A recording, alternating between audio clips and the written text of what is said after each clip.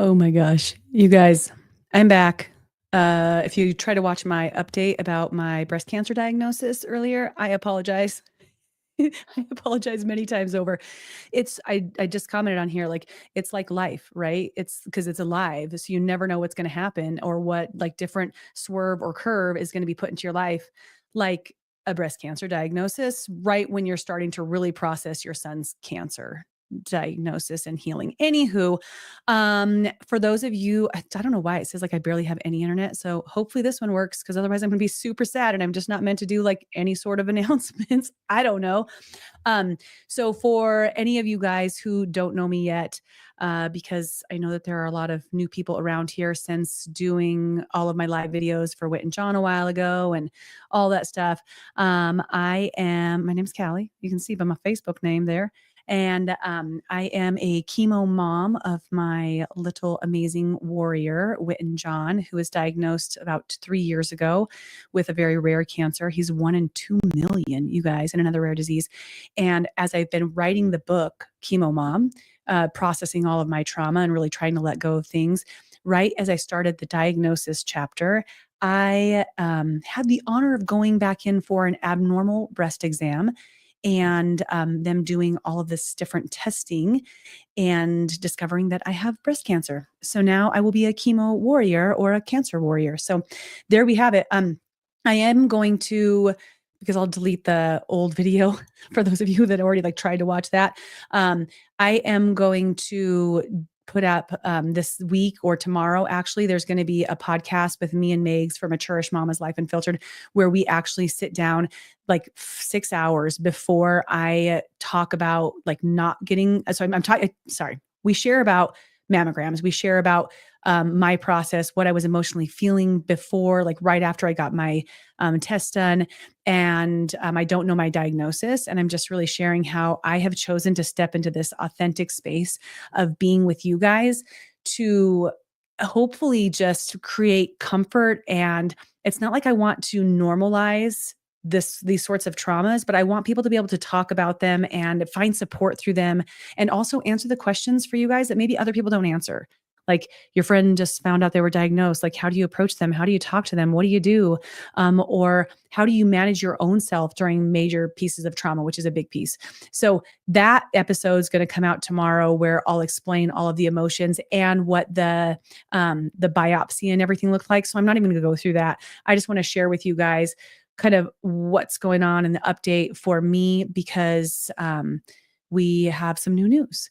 So, okay. So first thing is, it was just last Thursday that I got the call back from the doctor. I actually found out Tuesday evening, as said, and carried that with me all the way until Thursday. I know how to read a report. I've read all of Witten's, different diagnostics. Unfortunately, you just kind of start to get used to that as a medical family. And I knew before like 3 days almost before they called me back, which was pretty challenging, trying to figure out who to communicate with, how to communicate with them. It's like I wanted the proof. Like I wanted them to call and say, you have breast cancer, not because I wanted to hear it, because I wanted to know it was true. I kept waking up, like rechecking the report, like maybe it's not true. So that's kind of the first stage. Then I got the call back and we scheduled. So thankful that we were able to schedule my MRI on Friday. You guys may have seen some of the videos about that, just kind of showing what the process is of an MRI. A little bit different than the other MRIs I've gotten for all my other surgeries, obviously. But that was done on Friday morning, and they look at that to see how we move forward. Before that, I had asked you guys, I had request for prayers of it being localized, the benign, the cancer to be localized, everything else to be not benign, and for a smooth process. And you guys, like, you came in a running with these prayers. And I mean, I woke up to almost 160 text messages, like not just your like messages underneath my different posts or my different Facebook messages, just like you guys pouring in this love and this very specific prayer. And as God does, and the energy works, and just a blessing that I'm so grateful for, when we got that report back, it did show that it is localized into the 2.5 centimeters, so 2.5 centimeters, like an inch big on my boobie. It's localized to that area, so it didn't show anything anywhere else, which is such great news, right? First of actually, let me just like backtrack for some of you that didn't see the announcements before then, because 1 in 8 women get breast cancer. So if you're not doing your checks, do your annual checks. I remember going into the doctor, I don't know, like shortly after I had the boys, because I was having babies and breastfeeding into my 40s. But they were like, okay, so you're over 40 now. And there's kind of 2 rules of thumbs. Like some people get a mammogram every single year, but then sometimes there's additional things that you find and it kind of like freaks you out. So then some people just get it done maybe like every other year or every few years. No, just like the every year, like get freaked out over getting cancer. That's what I say. If I were a doctor, I'd be like, go ahead and get freaked out over getting cancer. We talk about that in the podcast tomorrow. We describe it as a shit sandwich. By the way, when you listen to that, I know there's a lot different languaging on those. Just a warning: don't listen to it in front of your kids. Okay, so after, like, to kind of describe what we saw in the very initial biopsy when the doctor called me. Some of you guys speak this language. You either have a friend who's had this, it's been yourself. So a lot of people do know about the breast cancer world. So I'll tell you, I'm PR positive, ER positive, and HER2 negative. Speak in some of your languages. Some of you guys maybe not so much, but that's a good thing. All of that's good. The PR and the ER are progesterone and estrogen, which means that the cancer is feeding on those different hormones, which your body has, which means it's staying localized because it's not needing to go find food in other spaces in my body. The HER2 negative means that it's slow growing. It's a protein.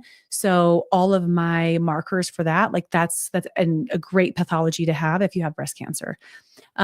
So that being said, we do this we do the MRI. They show that it's localized, which tells us what we do next. So that's what I'm going to share now. This is all the news that we've been waiting for, trying to figure out what does my path look like, because there's so many different paths for breast cancer recovery and all of our warriors.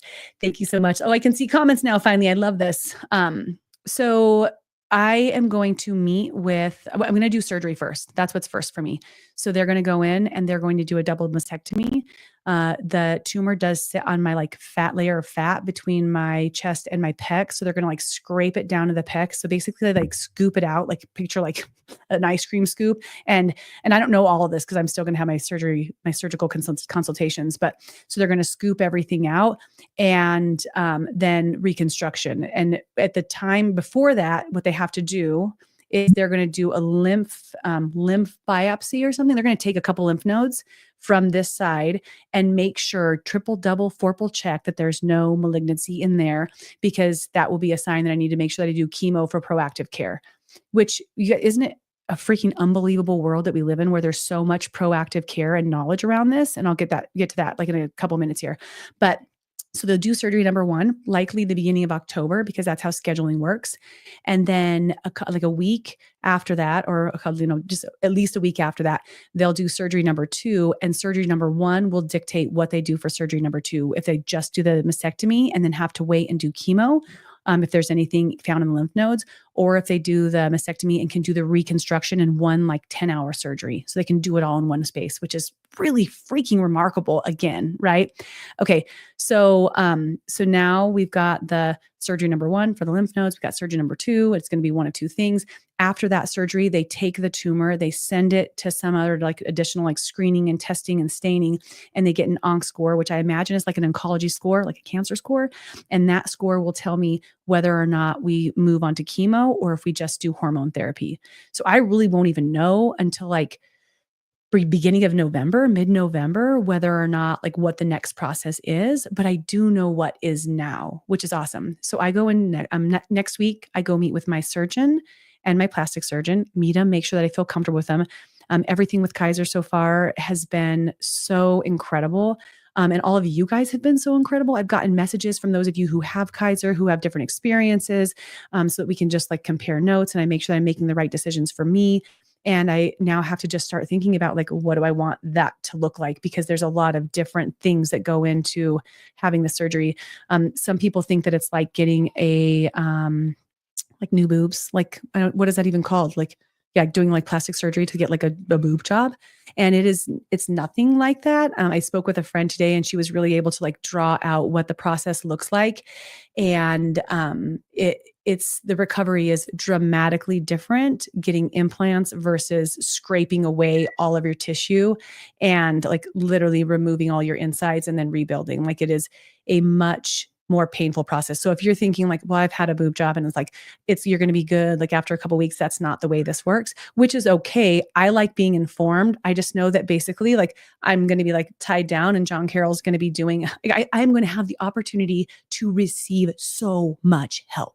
So, so much receiving, which is a great lesson for all of us to learn. And I feel like with Whit and John's diagnosis, I was really opened up to being humble and understanding that receiving help does not mean you're weak. It means you're strong and you understand the power of community and people around you. Like just for some women out there that need to hear that, being like asking for help does not mean you're weak. It means you're strong and asking for your community to come together around you, and giving people the opportunity to help you actually makes people feel fulfilled. Like it is literally a win-win situation when you need support to ask for it. So I am ready for that roller coaster. I'm gathering my troops and my people and every one of you that sees me at the gym or wherever that's giving me a hug and they're like, let me know what you need. I'm like, hell yes, I will. Don't worry. Like I'll be telling you. So that's where I'm at in terms of like medically what the process is so far. Let's see where I'm at emotionally and kind of just what the process has been like. I just have had a lot of training and lessons that God has provided to me over the last decade about traversing life in a different way, seeking a different perspective and focusing on joy. That does not mean that I'm all sunshine and rainbows and I'm disregarding that bad shit happens. If you've watched any of my stuff, you know that I acknowledge that there's challenges. If you've seen any of our episodes where we talk about like there's a lot of challenges, and I don't disregard that, but after emotionally and while emotionally processing those things, really choosing to focus on positivity and the power of meditation and clearing and cleansing and choosing gratitude over, choosing to look at the things that aren't going right. And really what I feel like I'm being called to in this diagnosis, in this lifetime, in the different things that we've had presented so far is to create some sort of movement to make sure that people understand that you get the choice to react however you're reacting. The world is going to happen to you. That is the way that the world works. You get to choose how you react and how you show up. And I want to create a movement such as whereas like after this is gone, just like after Witten's cancer, it's like we were through that, we rang the bell, we went through chemo hangover, and people start to dwindle off. Like, during it, I think a lot of people check themselves. Like, why am I being so frustrated that this person's driving fast down the road? Like people are going through things that are way worse than this. And they were checking in. They were checking in with themselves and their perspective and their attitude and their choice of joy or their choice of frustration and aggravation. And then it kind of dwindles, right? So looking at this time, being able to present to people and share with you guys completely as I go on this journey, answering any questions that you have, opening the door to conversations that maybe people don't want to have. And again, I don't want to say normalizing the conversation, but 40% of people get cancer. So opening it up for let's talk about it, let's talk about what that looks like.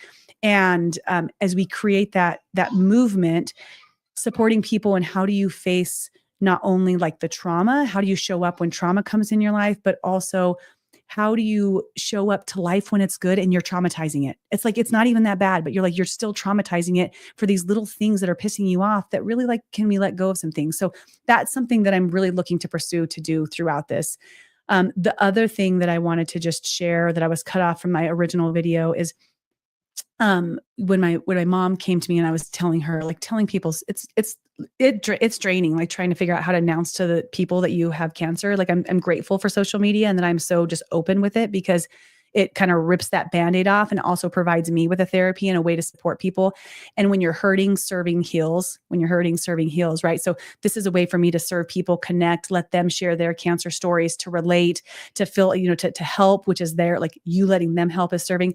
So with all of that, I feel like I'm really able to open some different doors. But I was telling my mom and she's like, I just can't believe that my daughter has breast cancer.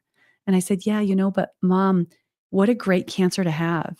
And not to not to disregard the disease in any way, because I know that could really trigger some people. But the thing is there have been so many badass warriors, millions of warriors who have not only endured and persevered through this cancer, but they have also stood up to fight for the attention that breast cancer needs in order to get the funding and all of this massive movement. Like, look at October's coming up, right? So we're going to have breast cancer awareness. There's going to be pink everywhere. There's going to be pink on the NFL football fields.